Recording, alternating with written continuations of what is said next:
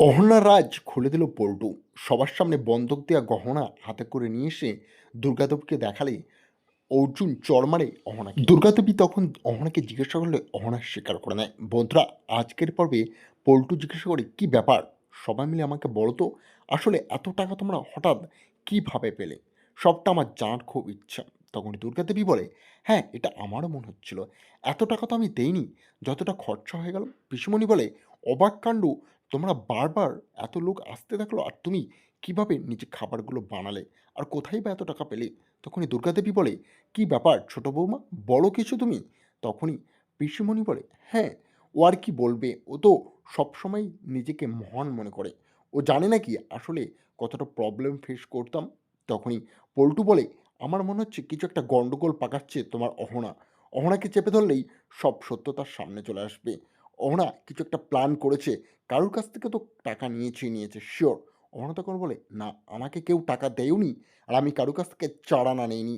সব আমার দ্বারাই হয়েছে। তখন পল্টু সেই বন্দুক দেয়া সমস্ত সোনা গহনা দেখায় দুর্গাদেবীকে। দুর্গাদেবী জিজ্ঞাসা করে, কি গো, এই সব কিছু সত্য? অহনা তখন চুপ, বোকার মতো তার দিকে তাকিয়ে থাকে। সবাইয়ের মাঝখানে সে যেন এক অপরূপ দৃশ্য দেখতে পাচ্ছে। পল্টু এসব কি করে জানলো? তার মাথায় আর কিছু কাজ করতে থাকে না। পল্টু বলে, আজ বাড়ির মান মর্যাদা সবটা ত্যাগ হয়ে গেল। আর অহনোপরি কিছুই ত্যাগ হয়নি। খামোকা শুধু মাকে কেন তোমরা ভড়কাচ্ছ?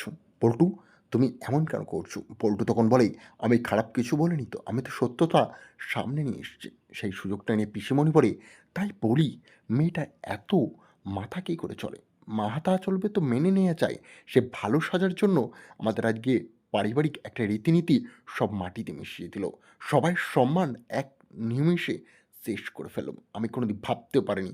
তখন টুকুনি বলে, কিসের মান সম্মান মাটিতে মিশিয়েছে? ও তো ঠিকই করেছে মা। তোমরা একবার বোঝার চেষ্টা করো যে নিজের সোনা গহনা সব ত্যাগ করে বাড়ির আনন্দকে সবার শীর্ষে রেখেছে। আমি সেটাই বেস্ট বলবো না? তখনই তার মা বলে, চুপ কর টুকুনি, তুই কিছু জানিস? তারপরেই ঘরে চলে যায়। সেখান থেকে অহনা এবং তার হাজবেন্ড সম্মুখীন হয়। সঙ্গে সঙ্গে সে বলে, তুমি এটা কি করলে? আমার অবিশ্বাস হচ্ছে, তুমি টাকা ঘুষ থেকে নিয়ে আসলে?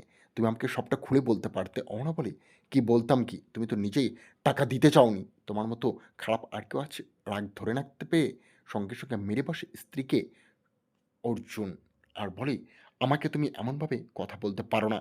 অহনা বলে, আমার আপন এ বাড়িতে আর কেউ নেই। সত্যি অদ্ভুত লাগছে, আমি ভালো করতে গিয়ে প্রত্যেকটি ব্যক্তির কাছে খারাপ হয়ে গেলাম।